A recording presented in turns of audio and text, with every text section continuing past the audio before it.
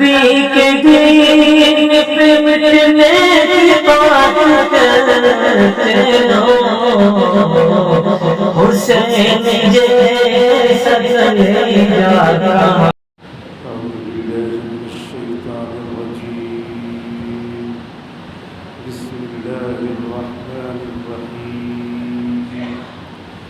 كذلك ما أتى الذين من قبلهم من رسول إلا قالوا ساحر أو مجنون أتواصوا به بل هم قوم طاغون فتول عنهم فما أنت بملوم وذكر فإن الذكرى تنفع المؤمنين وما خلقت الجن والإنس إلا ليعبدون ما أريد منهم من رزق وما أريد أن يطعمون إن الله هو الرزاق ذو القوة المتين فإن للذين ظلموا ذنوبا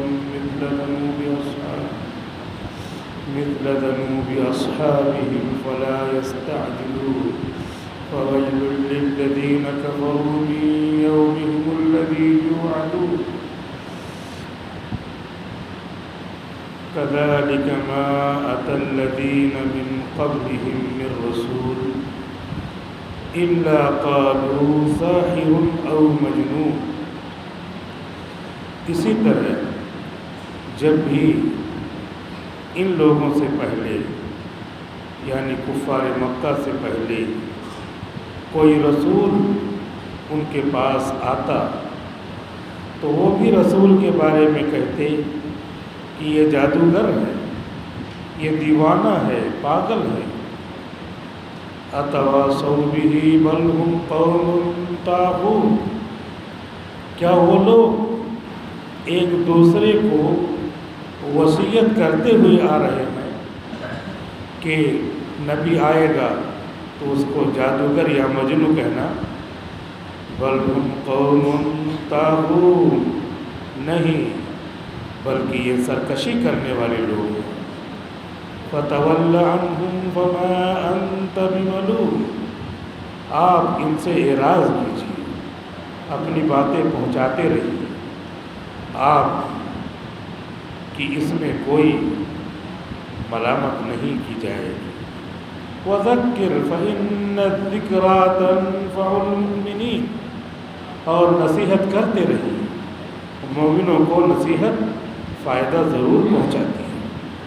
وَمَا خَلَقْتُ الْجِنَّ وَالْإِنسَ إِلَّا لِيَعْبُدُونَ، اور میں نے تمام انسانوں اور جناتوں کو صرف اپنی بندگی کے لیے پیدا کیا. ما اريد منهم من رزق وما اريد ان يطعمون، میں ان سے روزی کموانا نہیں چاہتا کہ وہ روزی کما کر مجھے دیں، اور نہ میں یہ چاہتا ہوں کہ وہ مجھے کھلائیں پلائیں. ان اللہ هو الرزاق ذو القوة المتین، بے شک اللہ تعالیٰ تو خود ہی کھلاتا پلاتا ہے، وہی رزاق ہے، بہت زبردست طاقت والا ہے. فَإِنَّ لِلَّذِينَ ظَلَمُوا ذَنُوبًا مِثْلَ ذَنُوبِ أَصْحَابِهِمْ فَلَا يَسْتَعْجِلُونَ، تو بے شک ان ظالموں کی بھی باری آنے والی ہے عذاب کے نازل ہونے کی، جیسا کہ ان کے ساتھیوں کی باری آئی تھی قوم عاد قوم سمود کی کہ ان پر عذاب نازل ہوا تھا. فلا یستعجلون، تو یہ جلدی نہ بچائیں مجھ سے کہ عذاب لاؤ. فویل للذین کفروا من یومہم الذی یوعدون، تو بڑی خرابی ہوگی اس دن کافروں کے لیے جب ان پر عذاب آ جائے گا جس کا ان سے وعدہ کیا جاتا ہے. بسم اللہ الرحمن الرحیم، شروع کرتا ہوں اللہ کے نام سے جو بڑے مہربان نہایت رحم والے ہیں. والطور وکتاب مسطور، قسم ہے طور پہاڑ کی اور قسم ہے اس کتاب کی جو لکھی ہوئی ہے. فی رق منشور، کھلے ہوئے کاغذ میں، والبیت المعمور، اور قسم ہے آسمان والے خانہ کعبہ کی جس کا نام ہے بیت معمور، والسقف المرفوع، اور قسم ہے بلند چھت کی یعنی آسمان کی، والبحر المسجور، اور قسم ہے سمندر کی جس کو دہکایا جائے گا، دہکا کر پورے سمندر کے پانی کو آگ بنا دیا جائے گا قیامت کے دن۔ ان عذاب ربک لواقع، بے شک تیرے پروردگار کا عذاب واقع ہو کر رہے گا، ما لہ من دافع، خدا کے عذاب کو کوئی دور کرنے والا نہیں ہے۔ یوم تمور السماء مورا، جس دن آسمان جنبش کرنے لگے گا، وتصیر الجبال سیرا، اور پہاڑ چلنے لگیں گے، اڑنے لگیں گے روئی کی طرح۔ فویل یومئذ للمکذبین، تو بڑی خرابی ہوگی اس دن، قیامت کے دن کو جھٹلانے والوں کے لیے۔ الذین ہم فی خوض یلعبون، جو آج مشغلے میں لگے ہوئے ہیں، اسلام کا مذاق اڑا رہے ہیں، کھیل کود کر رہے ہیں۔ یوم یدعون الی نار جہنم دعا، جس دن اس کو، ان لوگوں کو دوزخ کی آگ کی طرف دھکا دے کر دوزخ میں ڈالا جائے گا، اور کہا جائے گا هذه النار التي كنتم بها تكذبون، یہی ہے دوزخ کی آگ جس کو تم جھٹلاتے تھے۔ دیکھو افسحر هذا ام انتم لا تبصرون، دیکھو یہ جہنم کی آگ، کیا یہ جادو ہے یا تمہیں نظر نہیں آ رہا ہے؟ اصلوها فاصبروا او لا تصبروا، جہنم کی آگ میں داخل ہو جاؤ، صبر کر پانا یا صبر نہ کر پانا، داخل تو ہونا ہی پڑے گا۔ سواء علیکم، صبر کرو نہ کرو دونوں تمہارے لیے برابر ہے۔ انما تجزون ما کنتم تعملون، بس تم کو بدلہ دیا جائے گا تمہارے انہی اعمال کا جو دنیا میں تم کرتے تھے، کہ اسلام اور مسلمانوں کا مذاق اڑاتے تھے، اسلام اور مسلمانوں کو ستاتے تھے۔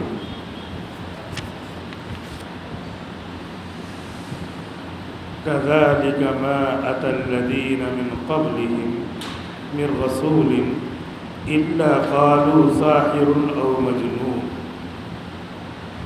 27ویں پارے کی تفسیر شروع ہو گئی ہے۔ سورہ زاریات ہے، اس کا آخری رکوع، اس کے کچھ حصے ہم نے پڑھے، پھر سورہ زاریات مکمل ہو گئی، پھر سورہ طور کو ہم نے شروع کر دیا، اور اس کے پہلے رکوع کا ایک حصہ پڑھا، اور دوسرا حصہ اس میں جنتیوں کا ذکر ہے، اس کو نہیں پڑھا ہے۔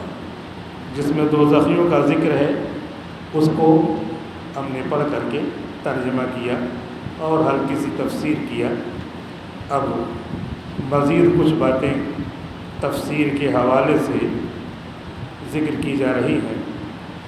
اللہ رب العزت فرماتے ہیں کہ اے مکہ کے کافروں، تمہارے پاس جو نبی آئے ہیں وہ سب سے آخری نبی ہیں، سب سے بڑے نبی ہیں۔ محمد ان کا نام ہے، اس سے پہلے محمد کوئی نام ہی نہیں رکھا گیا۔ محمد کے معنی آتے ہیں تعریف کیا ہوا، کوئی نام پہلے رہتا ہے تو آدمی کے دماغ میں رہتا ہے وہ نام رکھ لو۔ کیسے دماغ میں آ گیا ان کے دادا کے؟ اس سے پہلے ایسا کوئی نام ہی نہیں رکھا گیا۔ تو ایسے نام کا آدمی آیا ہے، ایسے نام کے پیغمبر آئے ہیں کہ ان سے بڑا کوئی پیغمبر نہیں آیا، یہ پیغمبروں کے سردار ہیں۔ لیکن اے کفار مکہ، تم اس پیغمبر کو جھٹلاتے ہو، تم اپنے عقل سے کام نہیں لیتے ہو، تو اس پیغمبر کو بہت تکلیف ہوتی ہے۔ کیونکہ یہ سردار ہیں. جتنے بڑے آدمی ہوں اتنی ہلکی سی ان کی توہین بہت بڑی توہین مانی جاتی ہے. کسی اپنے دوست کی توہین کر دیجیے وہ ہنسی میں اڑا دے گا میں مذاق کر رہا تھا، لیکن اپنے دوست سے بڑی عمر والے کی تھوڑا سا توہین کرو تو سب لوگ کہیں گے یار تمہاری عمر سے بڑے ہیں، تمہارے دادا تمہارے باپ کے درجے میں تم نے توہین کر دیا. ایسے درجہ بڑھتا جائے گا کہ کسی ضلع کے D M S D M کی توہین کر دی تو وہ بڑا ہے، توہین کر دی ہو سکتا ہے سزا ہو جائے. ایسے ہی ملک کے وزیر اعظم کی توہین کر دی اور بڑی سزا ہو جائے.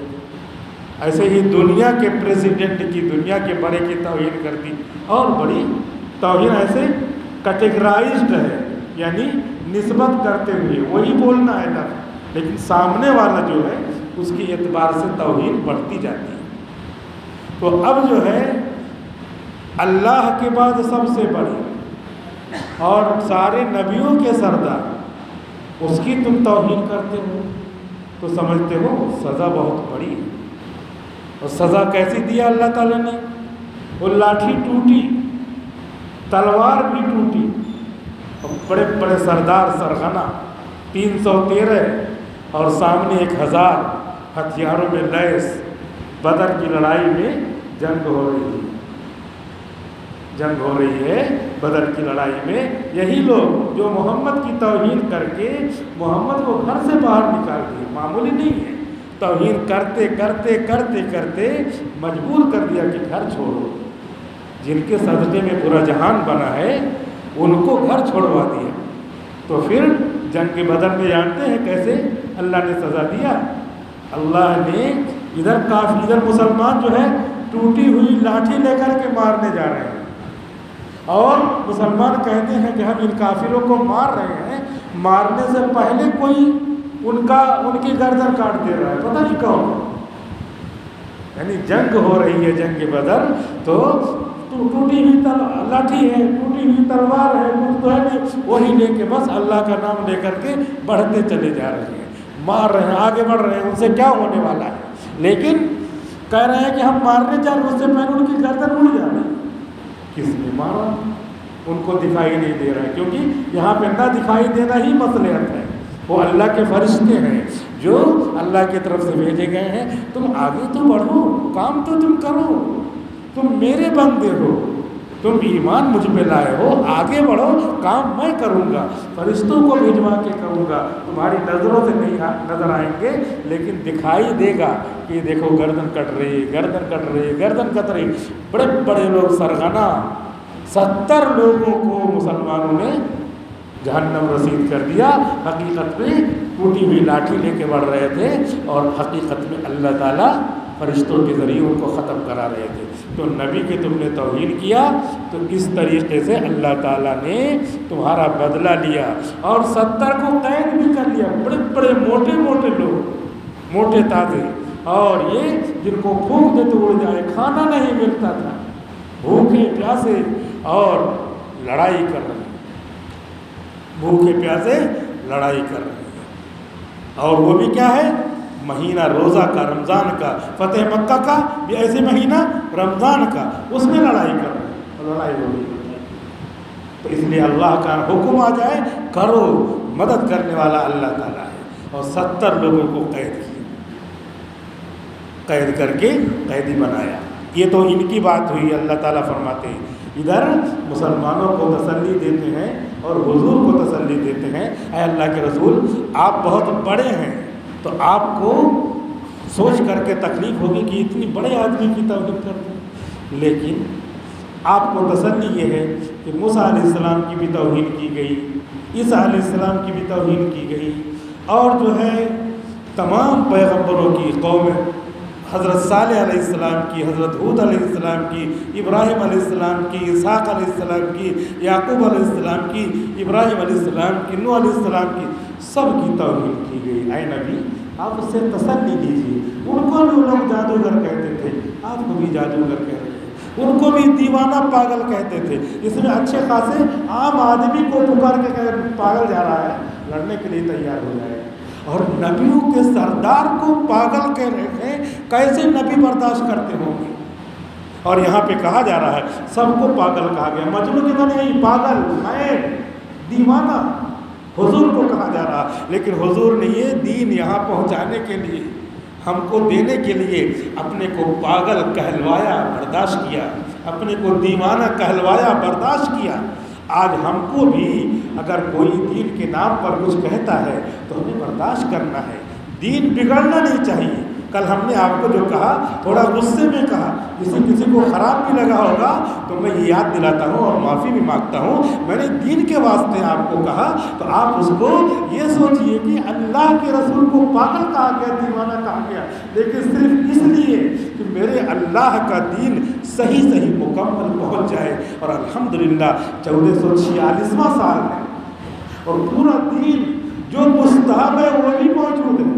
ہم نے کل آپ کو بتایا بال والی روایت وہ بھی موجود ہے، چھوٹی چھوٹی بات موجود ہے، حضور کب مسکرائے ہیں، کب غصہ ہوئے ہیں، کب کس کے سر پہ ہاتھ رکھا ہے، سب حدیثوں میں موجود ہے، کچھ بھی ادھر ادھر نہیں ہوا ہے۔ ایک صحابی کافر تھے، مسلمان ہونے آئے، حضور صلی اللہ علیہ وسلم نے ان کے سر پہ ایسے ہاتھ رکھ دیا اور اس کے بعد آپ نے ہاتھ رکھا ہوگا، تو ہم 1400 سال بعد آپ کی ٹھنڈک محسوس کرتے ہیں، آپ کا نام لے کر کے ہمارا ایمان تازہ ہوتا ہے، تو ان کے سر پہ ہاتھ رکھا، بھی وہ کافر تھے، اور اس کے بعد آپ نے ان کو بتایا اسلام یہ ہے، انہوں نے کلمہ پڑھا اور ہاتھ رکھنے کی وجہ سے زندگی بھر انہوں نے بال نہیں کٹوایا۔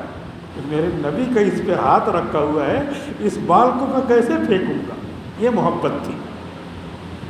ایک صحابی، اسی میں ایک صاحب تھے، حضور کے ایسے ہی بٹن کھلا ہوا تھا، تو اس حالت میں انہوں نے ایمان قبول کیا تھا، تو اب اس ادا کو انہوں نے اپنے لیے کیا ہے محبت بنا لیا کہ زندگی بھر انہوں نے بٹن ہی نہیں لگوایا۔ ایسے لوگ محبت والے تھے، محبت رسول، کہ میں نے اس حالت میں ٹھنڈی، گرمی، جاڑا، برسات، کچھ بھی موسم ہو، وہ جو ہے یہ کھلا رکھتے تھے۔ بھائی یہ ادا مجھ کو پسند آئی، اس کی وجہ سے میں انہیں ایمان قبول کیا، تو میں اسی طرح رہوں گا۔ تو ہمارے رسول کی سب ادائیں ہمارے پاس موجود ہیں، جس کا نام ہے سنت۔ چھوٹی سنت ہو، بڑی سنت ہو، چھوٹی کوئی سنت چھوٹی نہیں ہوتی، چھوٹی کا مطلب آسان سنت ہو، بڑی کا مطلب مشکل ہو، آسان ہو، اس کو کرنے کے لیے ایمان والا تیار رہتا ہے، تیار رہنا چاہیے۔ اور کتنی شاندار حدیث ہے بخاری شریف کی، شروع ہی میں ایک عجیب و غریب حدیث ہے، سب مومنوں کو، مسلمانوں کو اس پر عمل کرنے کے لیے فوراً تیار رہنا چاہیے، اس میں کچھ کرنا بھی نہیں۔ کیا ہے حدیث شریف ہے، بخاری شریف کی حدیث ہے کہ جب مسلمان بندہ کسی نیکی کا ارادہ کر لیتا ہے تو اللہ تعالیٰ ایک نیکی لکھوا دیتے ہیں۔ ایک نیکی کا ارادہ کر لیتا ہے تو اس کو ایک نیکی لکھوا دیتے ہیں، اور جب اس نیکی کو کرتا ہے تو 10 نیکی اللہ تعالیٰ دیتے ہیں، اس کا بدلہ من جاء بالحسنۃ فلہ 10 امثالها ومن جاء بالسیئۃ فلا یجزی الا مثلها۔ اور اسی بخاری شریف کی حدیث ہے آگے کہ جب کوئی مومن بندہ برائی کا ارادہ کرتا ہے تو کچھ نہیں لکھواتے، برائی کا ارادہ کیا تو کچھ نہیں لکھواتے، ہاں جب برائی کر لیتا ہے تب برائی کا بدلہ ایک ہی برائی لکھواتے ہیں، ایک ہی گناہ لکھواتے ہیں۔ یہ ہمارا دین ہے۔ اب کتنا رحم دل خدا چاہیے، کتنا کریم رحیم چاہیے، جو روزہ آتے ہی روزی بڑھا دیتا ہے مومنوں کا۔ وہ اس نبی نے اس کی اداؤں کو یہ بیان کیا ہے، جب مومن بندہ کسی نیکی کا ارادہ کرتا ہے تو فوراً اللہ تعالیٰ ایک نیکی لکھوا دیتا ہے۔ تو یہ تو الفاظ ہوئے، لیکن اس کی تشریح کیا ہے؟ اس کی تشریح یہ ہے کہ دین اسلام میں جتنی نیکیاں ہیں، دین اسلام میں کروڑوں اربوں نیکی ہے، تو مومن بندے کو فوراً ارادہ کرنے جا چاہیے کہ میں سب کروں، تو کروڑوں اربوں نیکی فوراً لکھوا دیں گے۔ یہی تو مطلب ہوا اس کا۔ جب کرنے کا موقع آئے گا، جب کریں گے تب 10 نیکی ملے گی، لیکن یہاں ارادہ کرنے سے، سوچنے سے، جس کا نام نیت ہے، ارادہ کرنے سے، سوچنے سے، گڈ انٹینشن سے، یہی اچھی نیت ہے کہ ہم کریں گے جو بھی اللہ نے اپنے نبی کے ذریعے ہم کو نیکی پہنچائی ہے سب کروں، تو سب نیکی مل گئی۔ ایسے ہی اور اس کے فوراً بعد انتقال ہو جائے تو کروڑوں اربوں نیکیاں تو ہمارے نامہ اعمال میں لکھی ہیں۔ یہ کتنا اچھا دین ہے۔ تو مومن اب نہیں مومن نیکی کرتا، اس کے نامہ عمل سادے سادے ہیں، تو کس کی غلطی ہے؟ اتنا آسان دین، الدین یسر، کہاں ملے گا؟ یہ صرف سوچنا ہے نیکی، سوچنے میں آدمی کہاں پہنچ جاتا ہے، امریکہ پہنچ جاتا ہے، کہاں اڑتا رہتا ہے، تو اس میں کچھ نہیں ملنے والا۔ یہاں تو باقاعدہ ملے گا، اور فرشتے یہ نامہ عمل دکھائیں گے، پورا دکھا۔ فَبَصَرُكَ الْيَوْمَ حَدِيدٌ، آج تیری نظر تیز ہو گئی ہے، پورا نامہ عمل دکھے گا، یہ نیکی یہ نیکی یہ نیکی یہ نیکی ساری دکھے گی، نامہ عمل دائیں ہاتھ میں ملے گا، سب سے پڑھوائے گا، ہاؤ اقرؤوا کتابیہ، یہ لو میرا رزلٹ 60 سال کی نیکی کا۔ یہاں پہ امتحان دنیا کا پاس ہوتا ہے تو رزلٹ دکھاتا، ذرا دیکھے کیا ہے، تم کون سے گریڈ سے پاس ہوئے ہو۔ اللہ تعالیٰ کہہ رہے ہاؤ اقرؤوا کتابیہ، یہ لے گھومے گا، یہ نامہ عمل ذرا میرا پڑھو۔ دوست لوگ بھی آ کے دیکھیں گے، گھر والے بھی دیکھیں گے، اور جو ہے ماں باپ بھی دیکھیں گے، دیکھیں تمہاری تو جنت بہت فرسٹ کلاس کی جنت ہے، جنت الفردوس ہے۔ ہاؤ اقرؤوا کتابیہ، میرا نامہ عمل پڑھو تو ذرا، میرا نامہ عمل یہ ہے، دیکھو کتنا اچھا رزلٹ ہے۔ لہٰذا نیکیاں کمانے کا یہ موسم ہے، اور 11 مہینے بھی موسم ہے، اس وقت تو اور بڑھا کے 70 گنا دے رہے ہیں اللہ تعالیٰ۔ لہٰذا اب ہم ہی جو ہے نا قدریں نہ لکھ دیے جائیں، اس کے لیے ہم کو اپنے دل کو تیار کرنا چاہیے کہ دیکھو بیٹھے بیٹھے دکان پہ بیٹھے ہیں، کھیت میں بیٹھے ہیں، بستر پہ بیٹھے ہیں، سو رہے ہیں، اچھا جتنی بار سوچیں گے اتنی نیکی۔ ایک مرتبہ سوچ لیا کہ دین اسلام میں کروڑوں اربوں جتنی نیکیاں ہیں سب کروں گا، تو اتنا مل گئی۔ پھر دوبارہ خیال آیا، دوبارہ کیا، پھر کروڑوں اربوں نیکیاں ملیں گی۔ آپ اور ہم سوچیں گے کہ اتنی نیکی کیا ہوگی؟ ایسا بھی ہو سکتا ہے کہ کوئی سوچے اتنی نیکی کیا ہوگی، تو کہے اس کا جواب یہ ہے کہ اتنی بڑی جنت ملے گی۔ پھر کوئی سوچے کہ اتنی بڑی جنت کیا ہوگی، تو مولانا اشرف علی تھانوی رحمۃ اللہ علیہ نے اس کا جواب دیا ہے کہ قرآن شریف میں آیا ہے، جسے سب لوگ جانتے ہیں کہ دنیا آخرت میں جنت میں ہر خواہش پوری کی جائے گی۔ وَفِيهَا مَا تَشْتَهِيهِ الْأَنفُسُ، جنت میں جو تم چاہو گے وہ سب ملے گا۔ تو کبھی جنت میں آدمی سوچے گا کہ جتنے لوگ جنت میں گئے ہیں سب کی میں دعوت کرنا چاہتا ہوں۔ اگر کوئی ہے سوچے وہاں پر کہ جتنے لوگ جنت میں گئے ہیں میں ان کی دعوت کرنا چاہتا ہوں، تو کہاں ٹھہرائے گا؟ تو اس کو یہ شکایت نہ ہو، مولانا اشرف علی تھانوی فرماتے ہیں اس کو یہ شکایت نہ ہو کہ کمرہ جو ہے کرائے پہ لینا پڑے گا، جنت اتنی بڑی اس لیے دے رہے، ہر خواہش پوری ہوگی تو یہ خواہش بھی پوری ہوگی۔ چنانچہ دنیا میں اس کی مثالیں ہیں کہ جو ہے صدر جمہوریہ جو ہوتا ہے، صدر جمہوریہ، تو اس کو کوئی تکلیف نہ ہو، ہندوستان کا سب سے بڑا عہدہ یہ ہوتا ہے اعزاز کے لحاظ سے، تو جب وہ صدر جمہوریہ بن جاتا ہے تو اس کو رہنے کے لیے 365 کمرے ملتے ہیں، 365 کمرے صدر جمہوریہ ہاؤس، پریزیڈنٹ ہاؤس میں 365 کمرے ہوتے ہیں، روم ہوتے ہیں۔ کیوں ایسا ہوتا ہے؟ اس لیے کہ وہ تو اپنے آفس میں رہے گا ہی، لیکن اگر مہمان آئے کسی ملک سے تو اس کو ٹھہرایا، کل دوسرے مہمان آئے اس کو ٹھہرایا، اس کے بعد تیسرے مہمان آیا ٹھہرایا، 365 دن مہمان آئیں اور جائیں نہ تو اس کو تکلیف نہ ہو۔ تو اس کی نظیر ہے یہ کہ دنیا میں بھی ایسا ہے کہ اتنے روم اس لیے بنائیں، 365 روم، تاکہ مہمانوں کو ٹھہرائے اور اس کا اعزاز ہو۔ اور اللہ تعالیٰ نے جو ایسی جنت بنائی ہے کہ ما لا عین رأت ولا اذن سمعت ولا خطر علی قلب بشر، کہ جس کو نہ آنکھوں نے دیکھا، نہ کانوں نے سنا، نہ کسی کے دل میں خیال گزرا۔ تو اس کا یہ جواب ہے کہ اگر کوئی، بہت سارے لوگ حجت ہی کرتے رہتے ہیں، عمل کرو، یہ حجت کی جگہ نہیں ہے، لیکن حجت میں کچھ چیزوں کا جواب دے دیا گیا ہے تاکہ تم کو بھی تسلی ہو۔ بقیہ صحیح کام کیا ہے؟ مولانا قاسم نانوتوی رحمۃ اللہ علیہ فرماتے ہیں صحیح جواب یہ ہے کہ اللہ تعالیٰ ہمارے خدا، ہم اس کے بندے، جو وہ حکم دے ہم اس کو مانتے ہیں۔ جواب قرآن سے ہے، للہ ما فی السماوات و ما فی الارض، سب کچھ اللہ کا، آسمان اللہ کا، زمین اللہ کی، آسمان کی، زمین کی، ساری چیزیں اللہ کی، یہ قرآن ہی سے انہوں نے جواب دیا ہے۔ جتنی چیزوں کا اعتراض آئے اگر وہ یہ سوچ لیتا ہے اللہ نے حکم دیا ہے، میرے آقا ہے، میرے پیدا کرنے والے ہیں، وہ جو بھی حکم دے اسے ہم کرنے کے لیے تیار ہیں۔ وہ کہے بلڈنگ اٹھاؤ، اٹھانے کے لیے تیار، تم اٹھانے کے لیے تیار تو ہو، فرشتے کو بھیجیں گے اٹھانے کے لیے۔ اگرچہ اللہ تعالیٰ بلڈنگ نہیں اٹھواتے ہیں، لا یکلف اللہ نفسا الا وسعها، اللہ تعالیٰ اتنا ہی حکم دیتے ہیں جتنا بندہ کر سکے۔ اللہ تعالیٰ نے یہ نہیں کہا ایک ہفتے کا روزہ رکھو، سحری کھاؤ آج اور اس کے بعد پھر ایک ہفتے کے بعد افطاری کرنا، کیوں؟ اس لیے کہ لا یکلف اللہ نفسا الا وسعها، اللہ تعالیٰ نے جتنا طاقت ہے اسی کے بقدر ہم کو حکم دیا ہے، اس سے زیادہ کا نہیں حکم دیا۔ اور کہیں بظاہر ایسا لگے کہ ہم سے ہماری طاقت سے زیادہ حکم دیا ہے تو تم صرف دکھاؤ یا اللہ میں کرنے کے لیے تیار، اور یہی ہمارا کام ہے، ہم کرنے کے لیے تیار، ہمارے اللہ کا حکم ہے، ہمارے رسول کی سنت ہے، کروں گا۔ تو وہاں پہ اللہ تعالیٰ فرشتے بھیجتے کہ تم میرا بندہ تیار ہو گیا۔ اسی لیے اللہ تعالیٰ کہتے ہیں کہ یہ بندہ بتاؤ بھوک لگی ہے، کھانا نہیں کھا رہا، افطاری کے ٹائم پہ اسی لیے تھوڑا دیر پہلے ہی بیٹھ جانا چاہیے۔ اللہ تعالیٰ فرشتوں سے کہتے ہیں کہ دیکھو میرا بندہ بھوک لگی ہے، ہاتھ نہیں بڑھا رہا ہے، پیاس لگی ہے، ہاتھ نہیں بڑھا رہا ہے، یہ میرا بندہ، تم نے تانا دیا تھا کہ کیوں پیدا کرو گے انسانوں کو یہ آپس میں لڑائی کریں گے، قتل و غارت گری کریں گے۔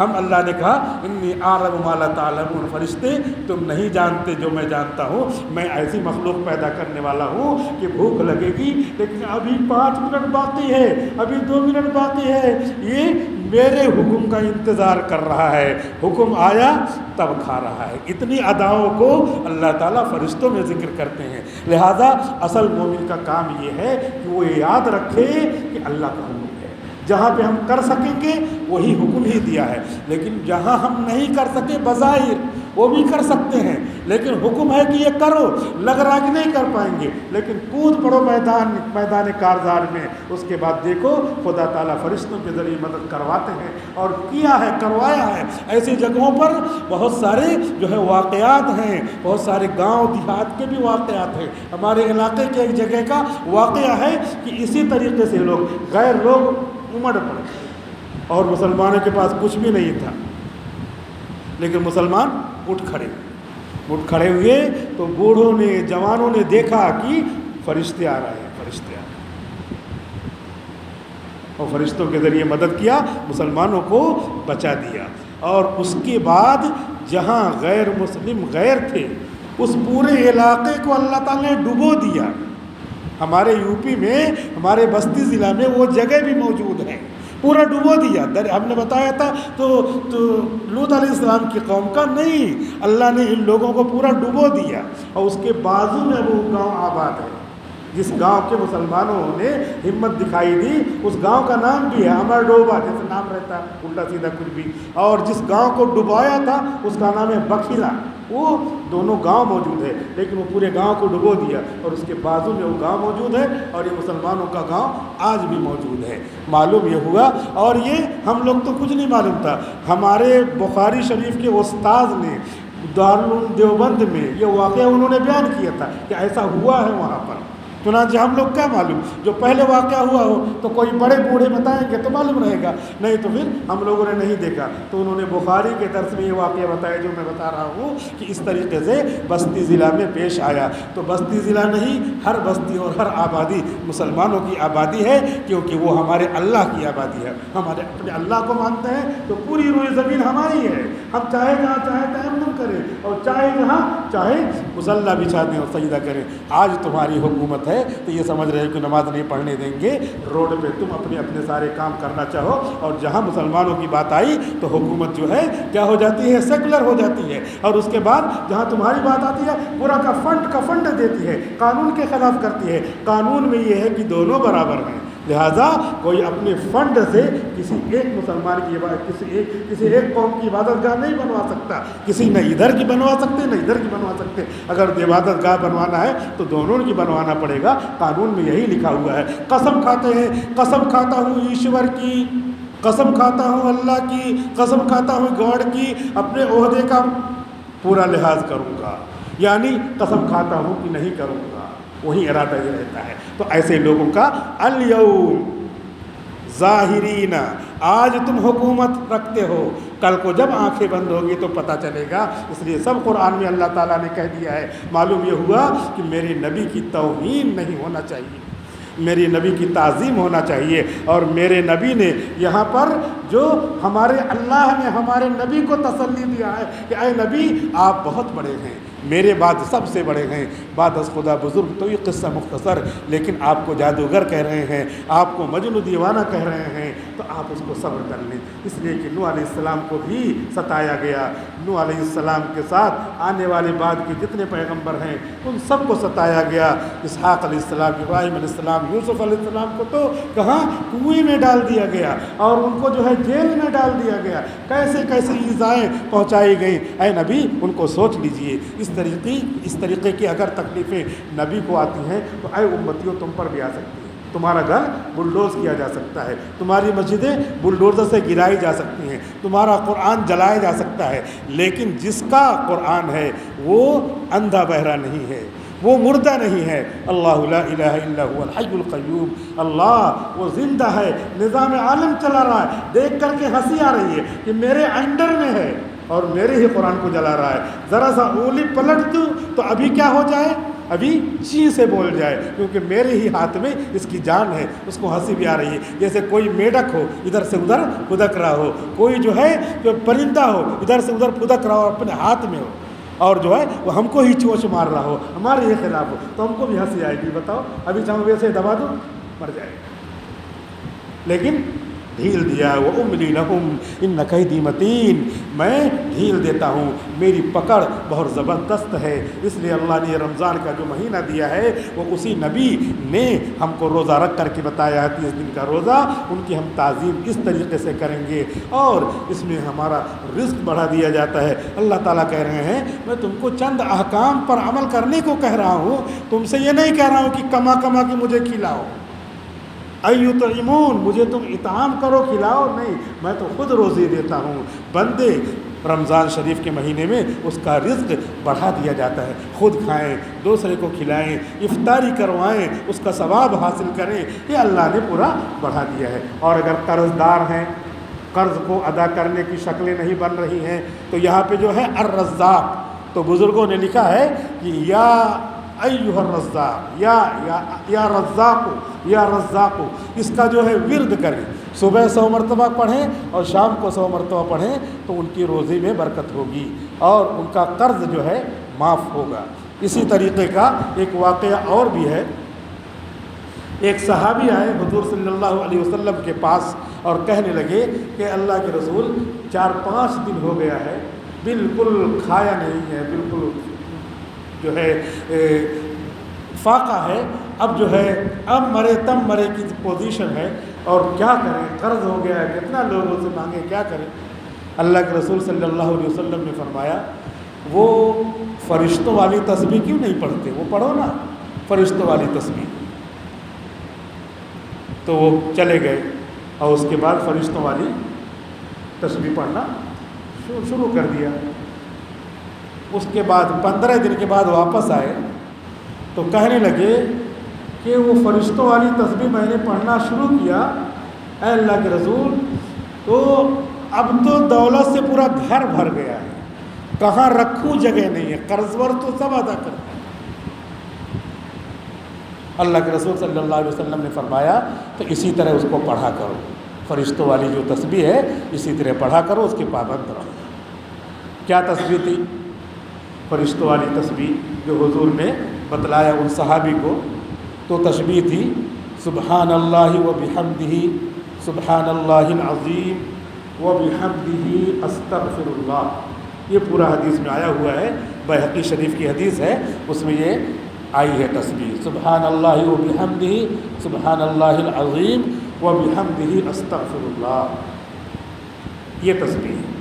مولانا زکریا صاحب رحمۃ اللہ علیہ نے اس کے پڑھنے کا طریقہ یہ بتایا ہے کہ صبح کو فجر کی نماز کی جو سنت ہوتی ہے، سنت اور جو فرض ہے، فرض اور سنت کے بیچ میں، سنت پڑھ لیا ہم نے اور فرض مسجد میں پڑھیں گے، گھر سے سنت پڑھ لیا یا مسجد ہی میں پڑھ لیا، سنت اور فرض کے بیچ میں اس تسبیح کو پڑھا جائے اور 100 مرتبہ پڑھا جائے، تب اس کی برکات کا ظہور زیادہ ہوگا، کیونکہ وہ پڑھنے والے حضور کے زمانے کے لوگ تھے۔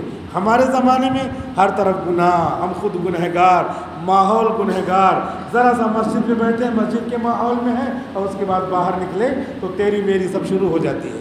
تو اس لیے حضرت مولانا زکریا صاحب رحمۃ اللہ علیہ نے فرمایا ہے کہ اس کو فجر کی سنت اور فرض کے بیچ میں پڑھا جائے اور 100 مرتبہ پڑھا جائے، یہ معمول بنا لینا چاہیے تاکہ جو ہے اس کی برکات ظاہر ہو۔ اگر کوئی نہیں پڑھ سکا تو فجر کی نماز کے بعد پڑھے، اگر اس وقت بھی نہیں پڑھ سکا تو اشراق سے پہلے پڑھے، اور اگر اس وقت بھی نہیں پڑھ سکا تو ظہر سے پہلے تک پڑھ لے، اس کے برکت کا ظہور تو ہوگا ہی انشاءاللہ۔ لہٰذا ان اللہ هو الرزاق ذو القوۃ المتین، جو اللہ نے کہا ہے روزی اللہ دینے والا ہے، ہم اللہ کے حکموں کو فالو کریں، اتباع کریں، اللہ کہیں نہ کہیں سے انتظام تو کرے گا ہی۔ اور اس کی مثالیں دے کر کے صحابی کے ذریعے وہ واقعہ پیش آیا تاکہ لوگوں کو معلوم ہو، اور اگر ہم کو اس طریقے سے نہیں پیش آتا تو ضرورتیں کہیں نہ کہیں سے ضرور پوری ہوں گی۔ اگر پیسے کی شکل نہیں آتی دوسری شکل سے اللہ ضرورتیں پوری کریں گے، لیکن ضرورتیں ضرور پوری کریں گے، اور ضرورتیں آئیں گی بھی نہیں۔ کبھی ایسا ہوتا ہے اللہ تعالیٰ ہماری مدد فرماتے ہیں اس طریقے کے سے کہ ضرورتیں ہی نہیں آتی، ضرورتیں آئی نہیں ہیں۔ کسی کو روز ضرورت پیش آ رہی ہے کہ اس کو ایڈمیشن کی فیس دینا ہے 1 لاکھ روپیہ، ویسے ضرورت ہے، اور کسی کو کچھ بھی نہیں کرنا ہے تو وہ ضرورت ہی نہیں آئی۔ تو اس طریقے سے اللہ ضرورتیں ہی نہیں لاتے تاکہ اس کی جو ہے ضرورت ہی نہ پڑے۔ بہرحال اللہ رب العزت نے اس طریقے سے فرمایا کہ دیکھو میرے حکموں کو مانو، اس کا اتباع کرو، اور اس کا اتباع جب کرو گے تو اللہ رب العزت کیسے تم میری طرف متوجہ ہو، میں بندوں کو تمہاری طرف متوجہ کروں گا۔ چنانچہ میں نے یہیں پر ایک مرتبہ واقعہ سنایا تھا، ایک خونچے والے کا واقعہ۔ لوگ بیچتے ہیں کہ کچھ جو ہے چاٹ قسم کی چیزیں بیچتے ہیں، چاٹ رہتا ہے اور کوئی بھی چیزیں رہتی ہے، پیٹ بھر کے بھی آدمی کھا لیتا ہے۔ جو نوکری پیشہ لوگ ہیں وہ اس طریقے سے پیٹ بھر کے کھا کر کے چلے جاتے ہیں، پھر ہم رات میں آئیں گے، شام کو آئیں گے، اس طرح لوگ لگاتے ہیں، ٹھیلے ویلے لگاتے ہیں۔ تو ایک آدمی کا ٹھیلا تھا، تو اس میں جو ہے بھیڑ بہت لگی رہتی تھی، بس 2 گھنٹے کو وہی جو ہے آفس ٹائم جو ہوتا ہے وہی لگاتا تھا کہیں، تو اس کی بھیڑ بہت لگی رہتی ہے، 2 گھنٹے میں اس کا کاروبار ہو جاتا تھا مکمل، بس اس کے بعد دن بھر وہ آرام کرتا تھا۔ تو اس میں جو ہے سامنے جس کے ٹھیلا لگا تھا تو دکاندار ادھر تھا، وہ دکاندار ایک آدمی کو دیکھ رہا ہے کہ یہ ٹھیلے پہ آتا ہے جب بھیڑ لگتی ہے تو خوب آرام سے کھا کر کے اس کے بعد منہ پوچھ کر کے بغیر پیسہ دیے ہوئے چلا جاتا ہے، پیسہ نہیں دیتا ہے۔ تو اس نے جو ہے دیکھا، پھر دوسرے دن دیکھا، پھر تیسرے دن دیکھا کسی دن پیسہ ویسا دیتا نہیں ہے۔ تو جب بھیڑ ختم ہو گئی تو اس نے آ کر کے، بھیڑ ختم ہو گئی، پھر اس کی بھی دکان ہے، ہر وقت جو ہے گاہک رہتے نہیں ہیں، وہ بھی آ کر کے ٹھیلے والے کے پاس آ کے بیٹھا ہوگا بات چیت کرنے کے لیے۔ تو بات چیت میں بتایا کہ یہ جو ہے یہاں جو یہ آدمی بیٹھا رہتا ہے نا، میں 3 دن سے دیکھ رہا ہوں کہ جب بھیڑ تمہارے یہاں لگتی ہے تو آتا ہے اور خونچا کھا کر کے جو کچھ تمہارے یہاں چاٹ واٹ ہے کھا کر کے چلا جاتا، پیسے نہیں دیتا، تو تم جو ہے بھیڑ میں خیال نہیں کرتے۔ تو میں نے خیر خواہی کرنا چاہی کہ میں تم کو بتا دوں کہ ایسے وہ روز کرتا ہے۔ تو اس نے سنا، ایسے سن کر کے اپنے کاموں میں لگا رہا، باتیں کرتا رہا۔